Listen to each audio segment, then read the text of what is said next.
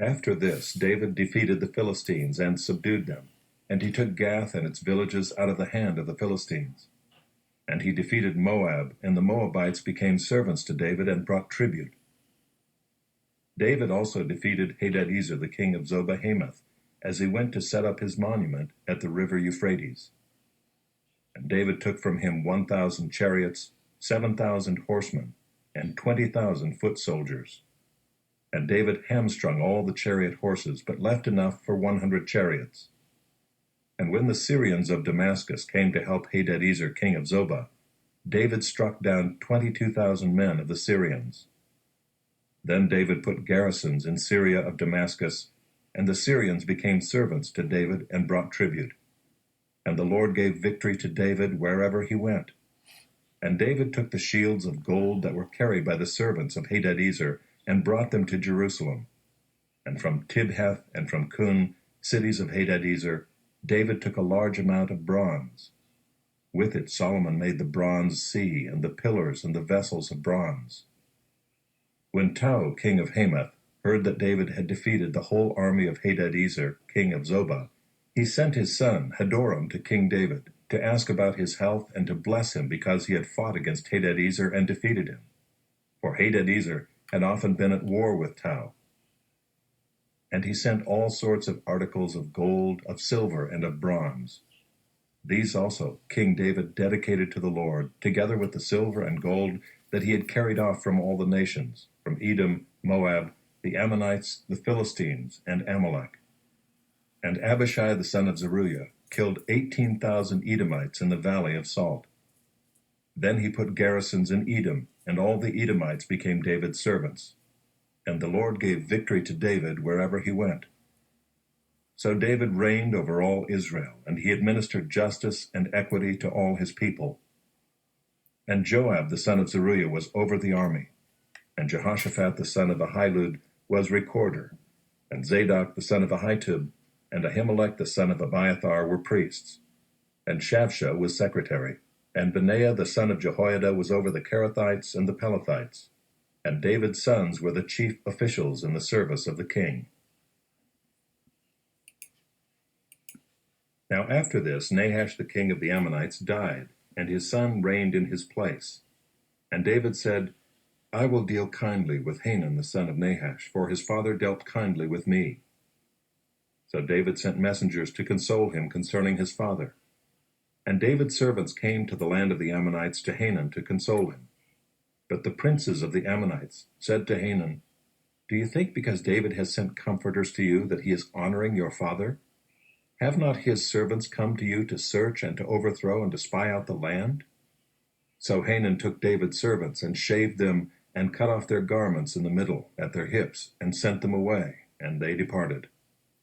When David was told concerning the men, he sent messengers to meet them, for the men were greatly ashamed. And the king said, Remain at Jericho until your beards have grown, and then return. When the Ammonites saw that they had become a stench to David, Hanun and the Ammonites sent 1,000 talents of silver to hire chariots and horsemen from Mesopotamia, from Aram-Maacah, and from Zobah. They hired 32,000 chariots, and the king of Maacah with his army, who came and encamped before Medeba. And the Ammonites were mustered from their cities and came to battle. When David heard of it, he sent Joab and all the army of the mighty men. And the Ammonites came out and drew up in battle array at the entrance of the city, and the kings who had come were by themselves in the open country. When Joab saw that the battle was set against him both in front and in the rear, he chose some of the best men of Israel and arrayed them against the Syrians. The rest of his men he put in the charge of Abishai his brother, and they were arrayed against the Ammonites. And he said, If the Syrians are too strong for me, then you shall help me. But if the Ammonites are too strong for you, then I will help you. Be strong, and let us use our strength for our people and for the cities of our God. And may the Lord do what seems good to him. So Joab and the people who were with him drew near before the Syrians for battle, and they fled before him. And when the Ammonites saw that the Syrians fled, they likewise fled before Abishai, Joab's brother, and entered the city. Then Joab came to Jerusalem. But when the Syrians saw that they had been defeated by Israel, they sent messengers and brought out the Syrians who were beyond the Euphrates, with Shophak, the commander of the army of Hadadezer, at their head. And when it was told to David, he gathered all Israel together and crossed the Jordan and came to them and drew up his forces against them. And when David set the battle in array against the Syrians, they fought with him. And the Syrians fled before Israel, and David killed of the Syrians the men of 7,000 chariots and 40,000 foot soldiers, and put to death also Shophak the commander of their army. And when the servants of Hadadezer saw that they had been defeated by Israel, they made peace with David and became subject to him. So the Syrians were not willing to save the Ammonites any more. In the spring of the year, the time when kings go out to battle, Joab led out the army and ravaged the country of the Ammonites and came and besieged Rabbah. But David remained at Jerusalem. And Joab struck down Rabbah and overthrew it. And David took the crown of their king from his head. He found that it weighed a talent of gold, and in it was a precious stone. And it was placed on David's head, and he brought out the spoil of the city, a very great amount. And he brought out the people who were in it, and set them to labor with saws and iron picks and axes. And thus David did to all the cities of the Ammonites. Then David and all the people returned to Jerusalem. And after this there arose war with the Philistines at Gezer. Then Sibbecai the Hushathite struck down Sippai, who was one of the descendants of the giants, and the Philistines were subdued. And there was again war with the Philistines. And Elhanan the son of Jair struck down Lamai the brother of Goliath the Gittite, the shaft of whose spear was like a weaver's beam. And there was again war at Gath, where there was a man of great stature, who had 6 fingers on each hand, and 6 toes on each foot, 24 in number, and he also was descended from the giants. And when he taunted Israel, Jonathan the son of Shimeah, David's brother, struck him down. These were descended from the giants in Gath, and they fell by the hand of David and by the hand of his servants.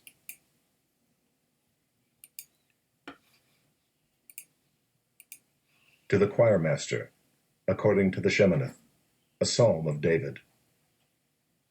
Save, O Lord, for the godly one is gone, for the faithful have vanished from among the children of man. Everyone utters lies to his neighbor, with flattering lips and a double heart they speak. May the Lord cut off all flattering lips, the tongue that makes great boasts, those who say, with our tongue we will prevail, our lips are with us. Who is master over us? Because the poor are plundered, because the needy groan. I will now arise, says the Lord. I will place him in the safety for which he longs. The words of the Lord are pure words, like silver refined in a furnace on the ground, purified 7 times. You, O Lord, will keep them. You will guard us from this generation forever. On every side the wicked prowl, as vileness is exalted among the children of man.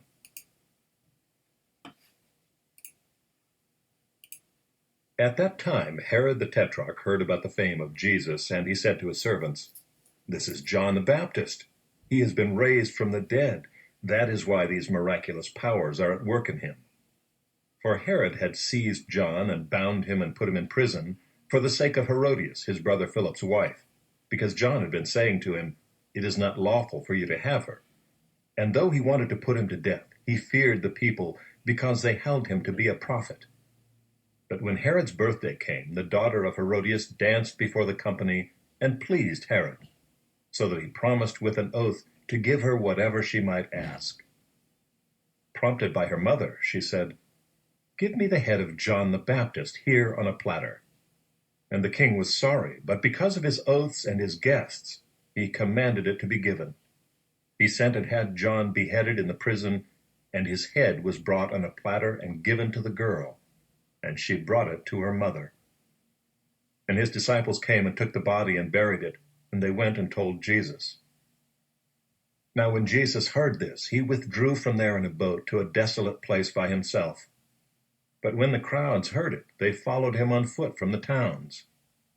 When he went ashore, he saw a great crowd, and he had compassion on them and healed their sick. Now when it was evening, the disciples came to him and said, This is a desolate place, and the day is now over. Send the crowds away to go into the villages and buy food for themselves." But Jesus said, "They need not go away. You give them something to eat." They said to him, "We have only 5 loaves here and 2 fish." And he said, "Bring them here to me."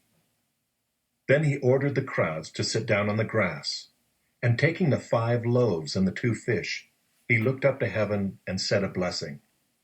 Then he broke the loaves and gave them to the disciples, and the disciples gave them to the crowds, and they all ate and were satisfied. And they took up 12 baskets full of the broken pieces left over. And those who ate were about 5,000 men, besides women and children. Immediately he made the disciples get into the boat and go before him to the other side, while he dismissed the crowds. And after he had dismissed the crowds, he went up on the mountain by himself to pray. When evening came, he was there alone. But the boat by this time was a long way from the land, beaten by the waves, for the wind was against them. And in the 4th watch of the night he came to them, walking on the sea.